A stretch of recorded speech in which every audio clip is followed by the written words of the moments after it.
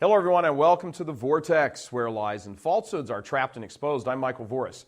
God exists. This fact is self-evident, wondered at by philosophers, meditated upon by saints, held in awe by the learned, and apparent even to children. Only the fool says there is no God. But for us humans, there is more, much more than mere recognition of the immutable truth of the existence of God. What follows from it? What follows from it must be truthful as well, immutable, unalterable, for such must be the nature of God. Notice the word must, not maybe, must be. This is because no being can give what it does not have. Unless God possessed order and beauty and truth, these things could not be present in creation.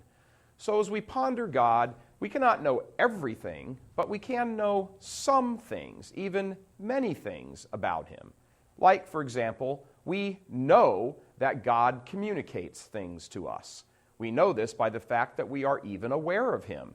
He has communicated to us both intelligence and reason.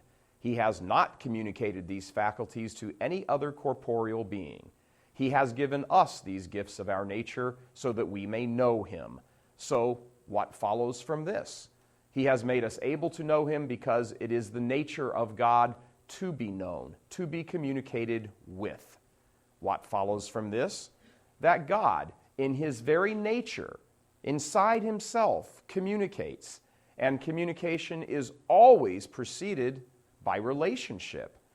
What follows from this is that since God is by definition eternal, that He has always been in communication and therefore always in relationship.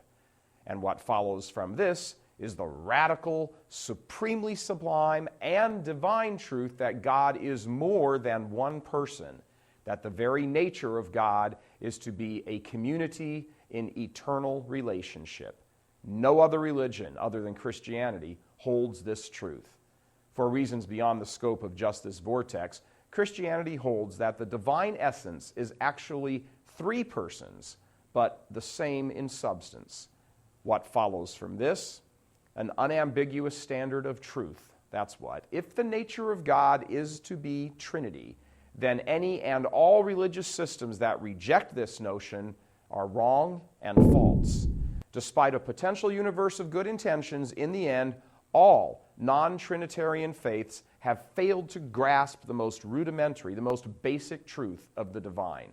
In short, to quote the Almighty Himself when He spoke to the Samaritan woman at the well, other religions worship what they do not understand. Now, what follows from this? Much, both for the adherents of false religions as well as subscribers to the true faith.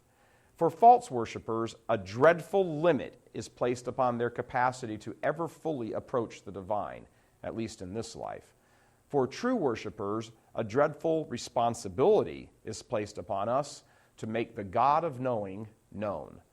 So, what follows from correct knowledge of God? Everything. Everything you will ever do in this life, every choice, point of view, every relationship. Now, to hear much more about this discussion, about this beautiful truth, we've included a link to a free viewing of one of our One True Faith episodes on the Holy Trinity. It's right over here. All you have to do is just click on the link. If you're watching on YouTube or some other web viewer, just go to realcatholictv.com and click on the link. We think you'll find the discussion stimulating. After all, that's why God gave us minds, to think about Him. And speaking of Him, God bless you. I'm Michael Voris. Please help us keep delivering these kinds of messages that so desperately need to be heard and acted on. Join RealCatholicTV.com today as a premium subscriber. Become immersed in the faith established by Jesus Christ.